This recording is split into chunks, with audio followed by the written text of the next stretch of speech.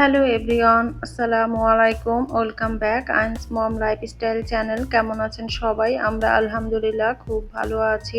তো আমরা সকাল সকাল ফ্রেশ হয়ে বাসা থেকে বের হয়ে পড়েছি। আর আজকে ভিডিওটি আয়ন বাবাকে দেখিয়ে শুরু করেছি।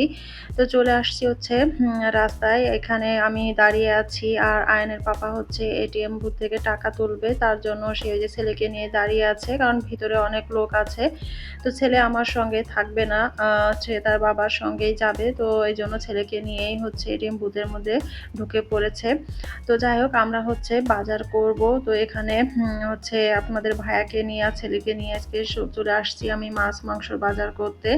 তো এখানে না প্রচুর পরিমাণে কাদা ছিল মাছের বাজারে। তো এমনিতেই পানি পড়ে, যার জন্য কাদা কাদা থাকে। তাছাড়া বৃষ্টিও হয়েছিল ওই দিন, কিন্তু বৃষ্টি হচ্ছিল হালকা হালকা, তার মধ্য দিয়েই বেরিয়ে পড়েছিলাম। কারণ বাসায় একদমই মাছ মাংস শেষ হয়ে গিয়েছিল, ছিল না। তো যাই হোক, এই যে এখান থেকে আমি একটা তাজা রুই মাছ কিনবো। তো ওনাদের কাছে শুনতেছিলাম যে কত ওজনের মাছ হবে। তো আমরা আসলে চাচ্ছিলাম একটু বড় সাইজের মাছ। তো ওরা বলতেছে যে ইদানিং নাকি বেশি বড় মাছ আসতেছে না বা ওরা আনতেছে না, 2 কেজি 2.5 কেজি বা তার থেকে কম এরকম সাইজের হবে। তো এখান থেকে আমরা একটা রুই মাছ নিয়ে নিয়েছি। সেটা সম্ভবত 2 কেজি বা 2 কেজি থেকে একটু বেশি হতে পারে আর কি।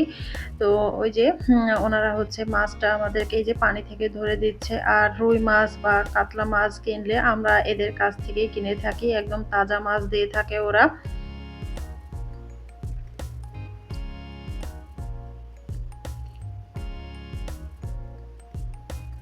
মাছ বাজারে এসে তাজা মাছ কিনতে কিন্তু বেশ ভালোই লাগে, আমার তো বেশ ভালোই লাগে। আর এখান থেকে আমি 1 কেজির মতো তেলাপিয়া মাছ নিয়ে নিয়েছি। আর তেলাপিয়া মাছগুলো কিন্তু অনেক ভালো ছিল। আর এখানে যে শিং মাছ দেখতেছিলাম, কই মাছ দেখতেছিলাম, বাট এই মাছগুলো আমার কেনা হয় নাই। আয়ন বাবা যখন শিং মাছ খেত তখন প্রতি মাসে আমার শিং মাছ কেনা হতো। তো ও ইদানিং তো একদমই মাছ খেতে চায় না, শিং মাছ কি সে কোনো মাছই আসলে খেতে চায় না, যার জন্য আর কেনা হয় নাই। তো ওখান থেকে আসলে চলে আসছি আমি যে ইলিশের এখানে। তো এখানে এসে ওনার কাছে আমি শুনতেছিলাম যে এখন ইলিশের দাম কেমন। তো ইলিশের যে দাম বলে, ওরে বাবা রে বাবা, ইলিশের দাম শুনে তো আসলে কেনার চাহিদা একদমই থাকে না। আসলে সত্যি কথা বলতে আমাদের মতো মধ্যবিত্ত ফ্যামিলির জন্য আসলে ইলিশ মাছ খাওয়াটা আসলে সম্ভব না। অতিরিক্ত পরিমাণে দাম, এত দাম কেন এটাই আমি বুঝি না ইলিশ মাছের। তো যাই হোক, ওখান থেকে চলে আসছি হাঁস মুরগি যেখানে পাওয়া যায় ওখানে। আর পাশে মুদি বাজারও আছে, 2-3টার মতো দোকান আছে। তো এখান থেকেও আমি টুকিটাকি কিছু কিনেছি। আর এখানে দেখতে পাচ্ছেন এখানে কিন্তু সবজিও আছে। মোটামুটি এই টুকু জায়গার মধ্যে কিন্তু সব ধরনের জিনিসই পাওয়া যাবে আসলে। তো আমি ভেবেছিলাম যে শুধু একটা হাঁস কিনবো, কিন্তু পরবর্তীতে আপনাদের ভাইয়া বলতেছে যে না, আরেকটা মুরগিও নিয়ে নাও। তো যাই হোক, আমরা এখান থেকে হাঁস আর মুরগি নিয়ে নিয়েছি। আর ওগুলা নিয়ে আমরা আমাদের বাসার কাছেই চলে আসছি। ওখানে এসে দেখি যে এখানে একটা ভ্যানে করে গাছ বিক্রি করতেছে। তো এটা আপনাদের ভাইয়া দেখেছিল। তো সে দেখে আমাকে বলতেছে যে কি গাছ নিবা নাকি। তো আমি তো এমনিতেই গাছ পাগল, তারপর যদি আমাকে গাছের নেশা ধরিয়ে দেয় তাহলে কি বলবো বলুন। পরে আমি সঙ্গে সঙ্গে আসলে চলে গিয়েছিলাম যে ভ্যানের ওখানে দেখতে যে কি গাছ আছে বা কি নেওয়া যায়। তো আমি ওখান থেকে একটা গাছ নিয়ে নিয়েছি। যেহেতু আমরা সকালে খাওয়া দাওয়া না করে বেরিয়ে গিয়েছিলাম, তো এসে অনেক ব্যস্ত হয়ে পড়েছিলাম। আয়ানকে খাওয়ালাম, আপনাদের ভাইয়ার টিফিন রেডি করে দিলাম, সে অফিসে চলে গেল। তারপরে যে আমি মাছটা ধুয়ে সব কিছু রেডি করে নিয়েছি। আমি কি কি মাছ কিনেছি সেটাই তো আপনাদেরকে বলা হলো না। এখানে যে চিংড়ি মাছ, ট্যাংরা মাছ, তারপরে আজকে ফার্স্ট টাইম আমি লইটা মাছ কিনেছি এবং ট্রাই করব কেমন খেতে। তো আর কিনেছি তেলাপিয়া মাছ, রুই মাছ, আর যে ছোট্ট একটা মাছ দেখতে পাচ্ছেন ওটাকে সম্ভবত বাটা মাছ বলে। তো এই কয় রকমের মাছ কিনেছি। আর হাঁস কিনেছি, মুরগি কিনেছি। তো ওগুলা আসলে আমার কাটা হয় নাই, ওগুলা ওরা ওখান থেকে প্রসেসিং করে দিয়েছিল। তো ওটা আমি ফ্রিজে ঢুকিয়ে দিয়েছি আর কি।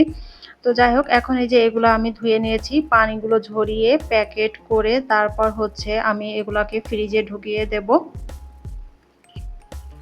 এখন চলে আসছি রাতের বেলা আমি রান্না-বান্না করব। তো আজকে আপনাদের সঙ্গে আমি পাট শাক কিভাবে রান্না করি সেটাই শেয়ার করব। তো এখানে পাট শাকগুলাকে আমি ধুয়ে পানি ঝরিয়ে নিয়েছি। আর এখানে খেসারির ডাল হচ্ছে ধুয়ে একটু পানি দিয়ে ভিজিয়ে রেখেছি যাতে করে নরম হয়ে যায় আরকি। আমাদের অঞ্চলে কিন্তু পাট শাকটাকে এভাবেই রান্না করা হয়। আর হচ্ছে আমি ছোটবেলা থেকে এভাবেই পাট শাক রান্না করা খেয়ে এসেছি। আমাদের কাছে কিন্তু এভাবেই বেশি মজা লাগে আর সেটাই আপনাদের সঙ্গে আমি শেয়ার করব। আর পাট শাক রান্নার জন্য যা, যা লাগবে আমি মোটামুটি সবকিছুই রেডি করে নিয়েছি। পেঁয়াজ কুচি, রসুন কুচি করে নিয়েছি, ২ টা এলাচ নিয়েছি আমি, মরিচ কেটে নিয়েছি। আরেকটা আইটেমও করব। তো এটা আপনাদের সঙ্গে ফুললি আমি শেয়ার করব না। তো এখানে হচ্ছে আমি ডিমও নিয়ে নিয়েছি। তো যাই হোক এখন হচ্ছে রান্নাবান্নায় চলে যাব। তো এখানে দেখতে পাচ্ছেন একটা কড়াইয়ে আমি পাট শাকগুলা দিয়ে দিয়েছি। এখন হচ্ছে কাঁচামরিচ দিয়ে দিচ্ছি। তো এখানে কাঁচামরিচ আর হচ্ছে লবণ দিয়েই আমি পাট শাকগুলাকে প্রথমে সিদ্ধ করে নেব। এই ২ টা জিনিসই দেব, আর কিছুই এখন এখানে আমি দিব না। তো ঢাকা দিয়ে এখন হচ্ছে আমি রেখে দিচ্ছি, ওটা সিদ্ধ হতে থাক। আর অন্য চুলাতে আমি হচ্ছে প্রেসার কুকারে ডালটাকে সিদ্ধ করে নেব। তাহলে রান্নাটা করতে অনেক ইজি হবে আর দ্রুতই হয়ে যাবে কিন্তু। এখানে যে প্রেসার কুকারের মধ্যে আমি যে ভিজিয়ে রাখা যে ডালটা, ওই ডালটা দিয়ে দিচ্ছি। আর এটার ভিতরে সামান্য একটু হলুদ দেব, কালার ভালো আসার জন্য আরকি। এখন হচ্ছে সামান্য একটু পানি দেব। যতটুকু পানি দিলে আমার ডালটা সিদ্ধ হয়ে যাবে আরকি। তো ব্যাস আমি আর কিছুই এখানে দিব না। এখন হচ্ছে যে প্রেসার কুকারের মুখটা আটকে দিচ্ছি। আর এখন হচ্ছে ৩ থেকে ৪ টা আমি সিটি বাজিয়ে নেব। তো এখানে হচ্ছে আমার ডালটা সিদ্ধ করা হয়ে গেছে। আর অন্যদিকে চুলাতে তো শাক সিদ্ধ করতে বসিয়েছিলাম, সেটাও হয়ে গেছে। এখন এই যে ডাল আর শাক দুটোকে একসঙ্গে মিক্সড করে নেব।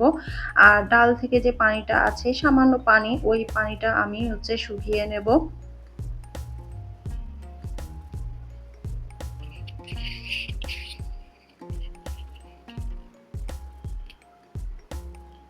এভাবে পাট শাক রান্না করলে খুবই মজা লাগে। অবশ্যই মাস্ট বি আপনারা ট্রাই করে দেখবেন। তো এখানে পাট শাকের ভিতর দেওয়ার জন্য আমি হচ্ছে রসুন, পেঁয়াজ আর ২ টো এলাচ আমি হচ্ছে ব্রাউন কালার করে নিচ্ছি। এটাকে আমি পেস্ট করে নেব।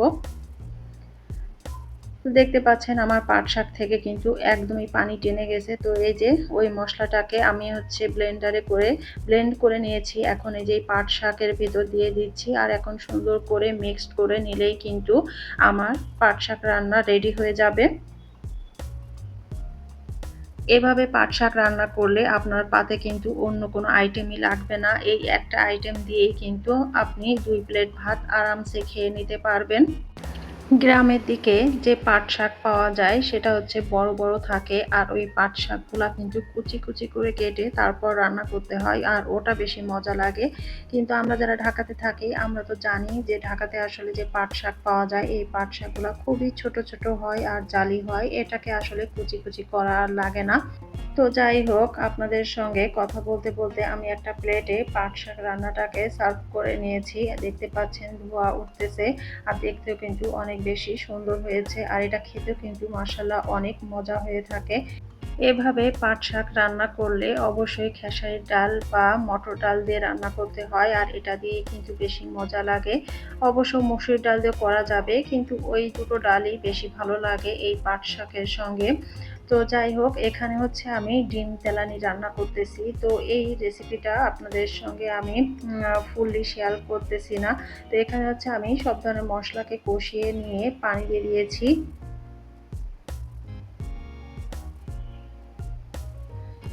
ঝোলে হচ্ছে জাল উঠে গেছে আর আমি ডিমটাকে আগে থেকে ভেজে রেখেছিলাম।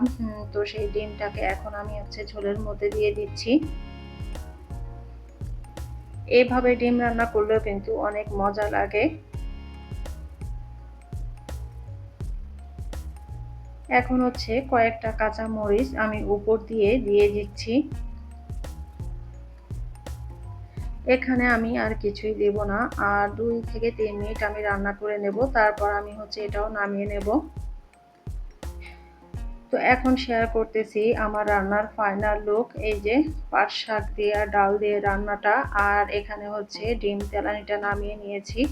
দুটো আইটেমই কিন্তু আজকে অনেক বেশি মজার ছিল। আর পাট শাক রান্নাটা আমরা সবাই অনেক বেশি পছন্দ করি। যারা পাট শাক পছন্দ করেন তারা অবশ্যই এভাবে করে একবার হলেও ট্রাই করে দেখবেন। তো আমার আজকে ভিডিওটি এই পর্যন্তই। যদি ভালো লাগে প্লিজ একটা লাইক দিয়ে দেবেন। আর আপনাদের কাছে কেমন লাগে আমার ভিডিও অবশ্যই কমেন্ট বক্সে জানিয়ে যাবেন। সবাই ভালো থাকবেন। আল্লাহ হাফেজ।